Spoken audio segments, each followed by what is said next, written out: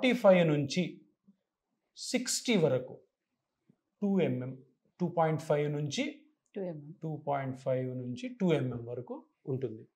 60 తర్వాత 60 అబౌవ్ ఉంటే 2 నుంచి 1.5 mm.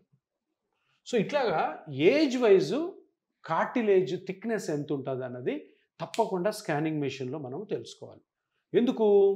ఇప్పుడు మోకాలు నొప్పి వస్తుంది అంటే 90% నేను చెప్పాను కదా కార్టిలేజే అరిగి ఉంటుందని. కొంతమందిలో ఇంజరీ అయ్యి లిగమెంట్స్ దెబ్బతినొచ్చు, మజిల్ దెబ్బతినొచ్చు, లేదంటే బోన్స్ కూడా దెబ్బతినొచ్చు, మెనిస్కస్ కూడా డ్యామేజ్ అవ్వచ్చు. సో అరుగుదల వల్ల వచ్చే నొప్పి కార్టిలేజ్ వల్లే. కాబట్టి ఒకవేళ కార్టిలేజ్ వల్లనే మీకు నొప్పి వస్తుందంటే ఆ కార్టిలేజ్ పరిస్థితి ఏంటన్నది స్కానింగ్ ద్వారా బయటపెట్టాలి. ఏముంటుంది కార్టిలేజ్ పరిస్థితి? కార్టిలేజ్ మందము కరెక్ట్గా ఉందా లేదా?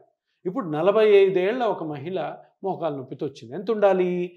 2.5 నుంచి 3 మిల్లీమీటర్లు, 2.5 mm నుంచి 3 మిల్లీమీటర్స్ ఉండాలి.